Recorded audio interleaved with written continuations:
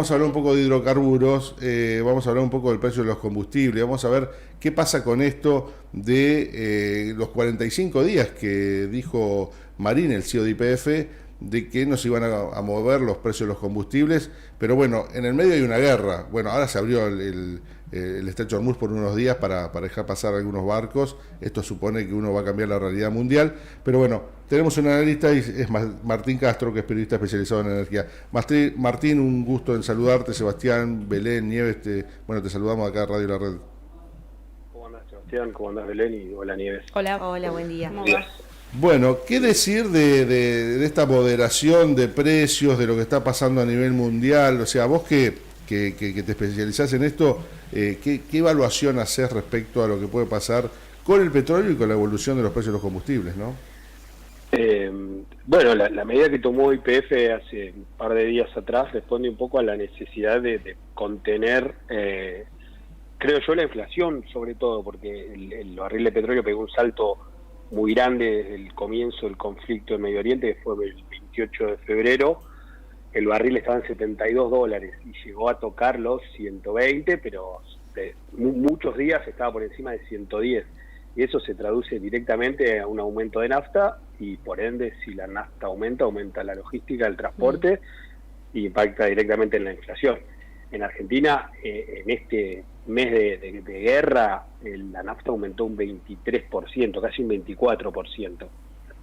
Es un golpe muy duro para cualquier economía, entonces la medida de YPF responde a la necesidad de poder contener un poco los precios. Lo que dispuso Marín fue que por 45 días no haya aumento de precios, así que más o menos en mediados de mayo se termina esa medida, y habrá que ver qué pasa ahí, ¿no? Claro, ¿qué pasa el día 46? Claro, exactamente, el día 46 seguramente va a haber una corrección de precios. Es cierto que cuando YPF toma la medida, el barril estaba por arriba de los $100 y ahora está por debajo, está en 98. No es mucha la diferencia, pero bueno, cada peso cuenta y veremos qué pasa el día 46.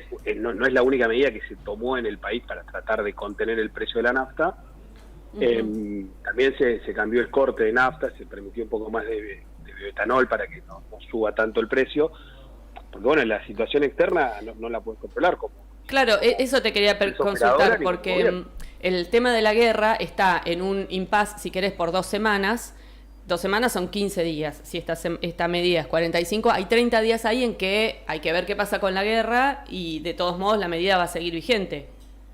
Exactamente, sí, la medida va a seguir vigente y en el caso de los combustibles vos te regís por el precio de un commodity internacional, que es el petróleo.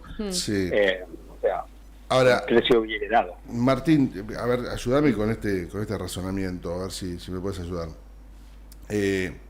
Argentina es un país productor, alcanzó a través del autoabastecimiento energético, que es un tema obviamente de Estado fundamental, pero sin embargo, y acá vienen otros temas, seguimos siendo uno de los países más caros en materia de combustibles, por ejemplo. Somos más caros en un montón de cosas, pero digo, estamos tercero en el ranking, con países contra Uruguay, Perú creo que es el otro, que no tienen petróleo, que ellos compran, o sea, ni siquiera producen, compran hacia afuera todo lo que tenga que ver petróleo y eso para hacer combustibles.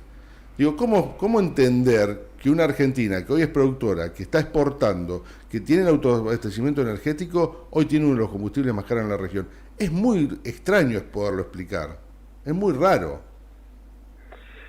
Sí, bueno, vos tenés una carga impositiva muy alta todavía en el rubro de combustibles y eso encarece el precio. O sea, Argentina recién estos últimos años logró revertir la balanza energética.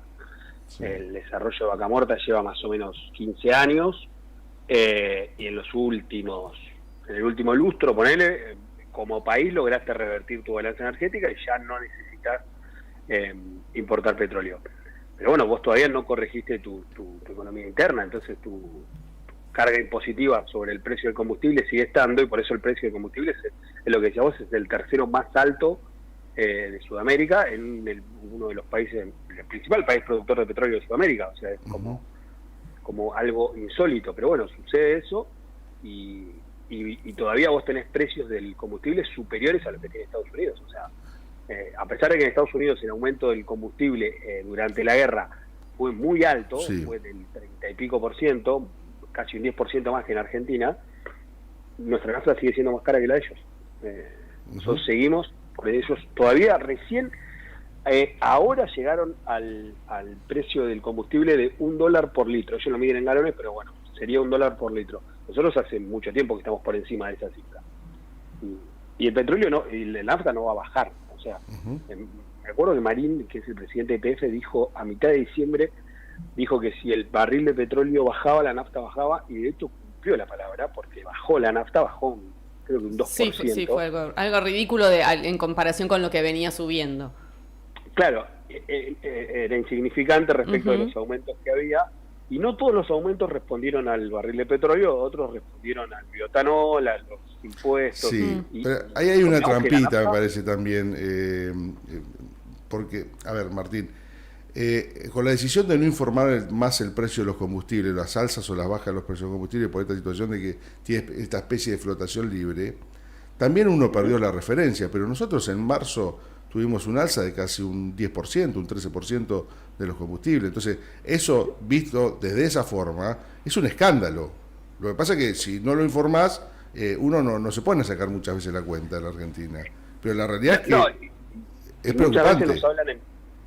Muchas veces nos hablan en palabras raras, en inglés, que confunden un poco más, porque te hablan del micropricing. Claro. ¿Qué hace el micropricing de YPF? Aprovechando la reglamentación de la ley base que te quita la obligación de informar aumentos de combustible, vos vas aumentando la nafta de a 0,5% o todos los días, o día por medio, o semana por medio, y no es algo que se sienta de manera real, pero esa acumulación de aumentos, ese famoso micropricing, lleva a que la nafta suba por fuera de lo que dice el barril de petróleo, ¿no? Claro. Y ahora que YPF anuncia el freno también le ponen un nombre raro pero bueno, es básicamente un congelamiento de precios por un tiempo. El combustible está afectando no solo a la logística internacional, sino que en Argentina ya hay problemas con el transporte público. Y fíjate lo que pasa en Buenos Aires, sí.